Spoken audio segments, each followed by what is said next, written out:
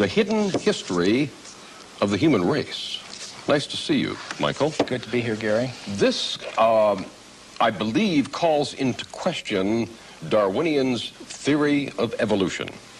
Is that correct? Yes, Gary. Essentially, that theory says that human beings like us have been around for about 100,000 years. And before that, you would have had only ape-man-like creatures. Before that, apes and monkeys.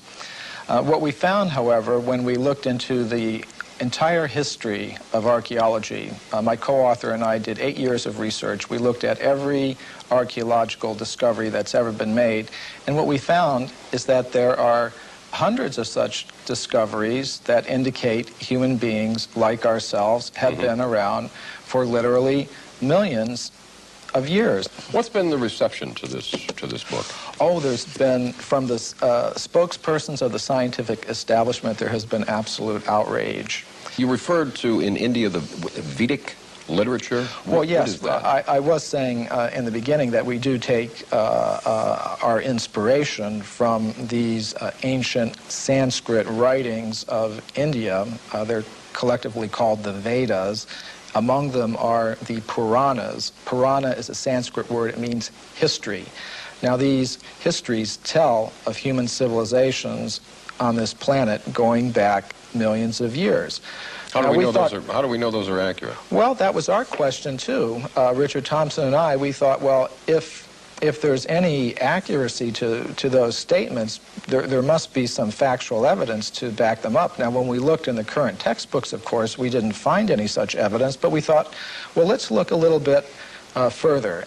Practically speaking, archaeologists and anthropologists have buried almost as much evidence as they've dug up. In other words... Or perhaps overlooked? Cast aside? Well, yes, cast aside. And there have been some outright cases of suppression where people who have reported such things have had their careers ruined. You have talked in terms of the fact that scientists don't cheat. That's a myth. You say there's actual cheating going on. Oh, that's very well documented. For example, the Piltdown case is a very famous case that documents that. Now, what that has to do with is early in this century, there was a purported discovery of an ape man in England based on a skull and a jawbone. And this Piltdown ape man, was in the science textbooks for about 40 years. And then suddenly it was revealed that the British Museum had tested these fossils and determined that it was a very elaborate hoax. And many people have speculated about the identity of the person who was the hoaxer, and practically all of them center on different scientists in England, such as Sir Grafton Elliot Smith or Sir Arthur Smith Woodward, all very well-established scientists in England, because only somebody who knew the scientific method very well could have prepared these fossils in such a way that they would have fooled the scientific community all around the world for 40 or 50 years.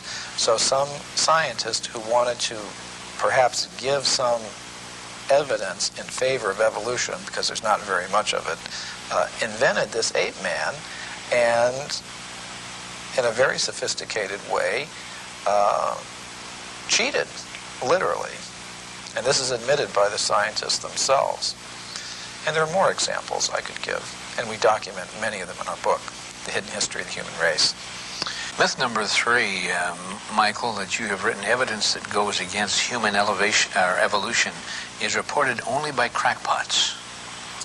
Now this is one of the standard techniques that the scientific community tries to use against anybody that reports something that goes against their ideas.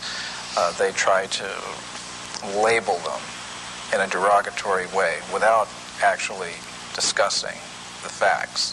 This human person who looked like us, existed millions of years ago, did not evolve from an ape, as we are led to believe in the Darwin theory. Why has this evidence been suppressed, and what kind of evidence have you found to support this? Well, I'll give you a very good example. Now, one example from historical times is during the California gold rush days, miners were digging tunnels thousands of feet into the sides of mountains. Now, the rock in these mountains is over 10 million years old. So when they were digging these tunnels, they were finding human skeletons, they were finding mortars and pestles, hundreds of them at dozens of locations. Now, all these were gathered together, reported to the scientific world by J.D. Whitney, who was the state geologist of California. And he published a massive book about them by Harvard University. Harvard University was the publisher. Now, what happened to these artifacts? Why aren't they on display in museums? Why aren't our children taught about them in schools? There was a very powerful anthropologist at the Smithsonian Institution named William H. Holmes. And he said to Whitney, you, Dr. Whitney, if you had understood the theory of human evolution as we understand it today, you would have hesitated to announce your conclusion, namely that human beings existed millions of years ago, despite the imposing array of facts with which you were confronted. In other words, simply because the facts didn't fit the theory, the facts had to go, and so did Professor Whitney. What possible advantage would there be in that? Well, power, prestige, money, there's a lot riding on it. If even one of the hundreds of cases that we document in the hidden history of the human race were found to be true, accepted, that would mean that everything we've been told about human origins and antiquity for the past 150 years is simply not true. And I don't think that the current establishment is ready to admit that. How long ago do you think that this evidence was suppressed? I mean, is this something that's been going on for years and years? Yes, this has been going on for about 150 years. Well, gee, don't we have all these machines now that can look at the footprints or the bones or whatever, and that will just tell us how old it is? Oh, this is a very common perception. We have such faith in technology and those who employ it that when we hear about things like carbon-14 testing or potassium-argon testing, we think it really is a very simple process, almost like you pop something in the microwave and boom, it comes out. It's not like that at all. These are very complicated procedures. What I found in practice is that scientists may run several tests on the same piece of bone.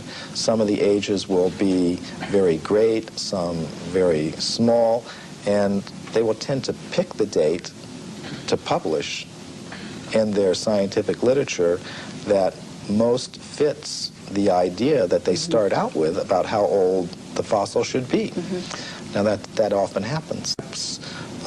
We've placed spokespersons from the scientific community on a little bit of a pedestal, and we may need to give them the same sort of treatment that we would give to spokespersons from other groups in society.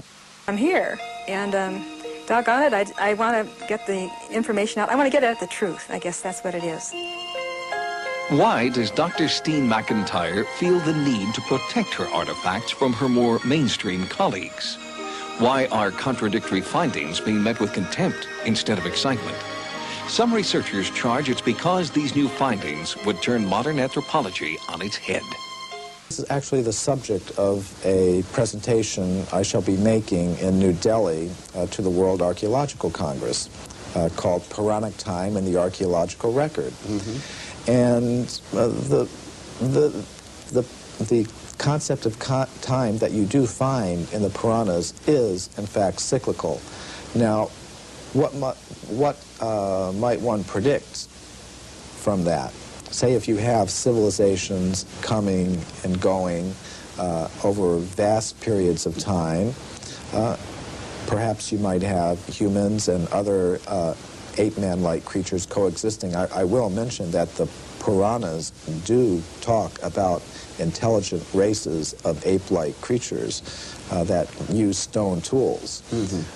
This is not an idea that came in with Darwin. It's been there for thousands of years. Now, what might one predict from that? if you were to predict what archaeologists might find, you would say, well, they would tend to find a very bewildering mixture of anatomically modern human fossils, ape-man-like fossils, crude stone tools, articles indicative of a higher level of culture, all sort of mixed up and going back. I think you might also predict that given the biases of investigators towards a linear progressive idea of time, with things beginning in a very simple state and progressing in a linear fashion to a more advanced state, that they might edit that record to conform to their linear progressive biases.